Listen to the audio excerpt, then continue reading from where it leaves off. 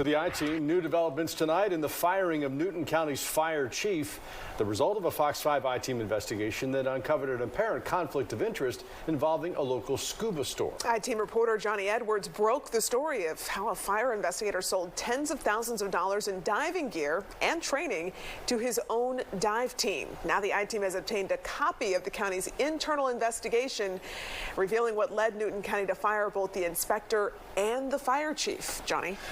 That's right, Courtney. The report by the county manager sheds light on why he fired both men, confirming the I-Team's findings that buying equipment through a firefighter's side business violated the county's ethics rules.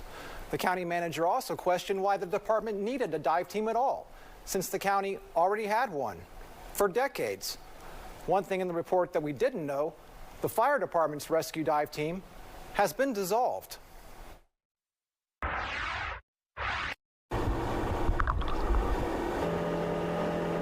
The Newton County Fire Service's rescue dive team. It had a brief but expensive life. The team is seen here in September at Lake Varner in what turned out to be its final training session.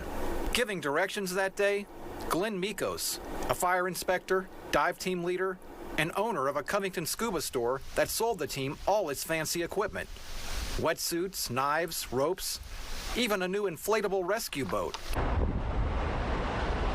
After Fox 5 reported that the county had paid that store, Into the Blue Scuba, more than $140,000 for gear and training, County Manager Harold Cooper started asking questions. Apparently not liking what he heard. His final investigative report, which the Fox 5 I-Team obtained this week, laid blame on Mikos and the man in charge, Fire Chief Mike Connor. Cooper's conclusion? Mr. Mikos' personal business is receiving a benefit from the purchase orders requested by Newton County Fire Services. As a result, the conflict of interest policy has been violated.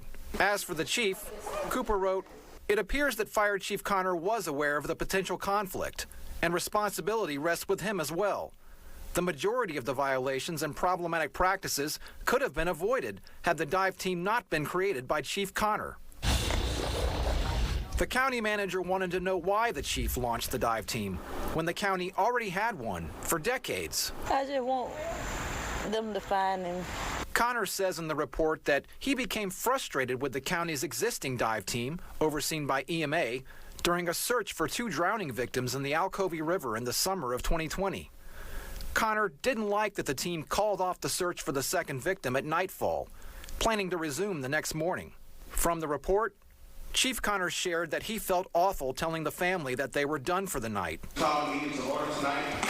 The report portrays Connor as determined to launch his own team, no matter what others thought about it. Covington's emergency 911 director said in the report that the chief once called the 911 center and, quote, cursed and fussed because the other dive team had been dispatched to a drowning instead of his team, describing Connor in the report as power hungry. Some firefighters quit or refused to join the fire department's dive team over safety concerns. One firefighter alleged that during a search for a body, Mikos was running the boat and, quote, had not deployed an anchor but left the motor running. This could have injured the diver. In his final analysis, County Manager Cooper said that money spent on the chief's dive team could have gone toward the first dive team or, quote, for better use to address other needs of the fire department. The total tally of funds in question over the past 4 years, $137,540. The county manager's conclusion, the formation of this group should never have occurred, as Chief Connor had no authorization to create the team. His actions have compromised public trust and has damaged the overall morale. The team will be dismantled, effective immediately. One of the county's outspoken critics, Archie Shepard, said he's satisfied with how Cooper handled the controversy. From what you know about Newton County, how do you think this was allowed to go on for as long as it did? Because it's the leadership here. It's the leadership. No one was paying attention to what other people were doing. We asked the county manager to sit down and speak with us about what he found and didn't find in his investigation, but he declined. He said he can't talk about the case yet because both former Chief Connor and former Inspector Mikos have appealed their firings. We reached out again to both men, but each of them declined to speak with us right now. Russ, Courtney? Well, Johnny, you asked Mr. Shepard, that concerned citizen, the question. How do you think that this arrangement went along for so long without being noticed? That really is the big question. You know, in our investigation, we actually turned up emails showing that information about this arrangement with the scuba store was given to both the HR director and the finance director a year ago. But as far as we can tell, nothing was done.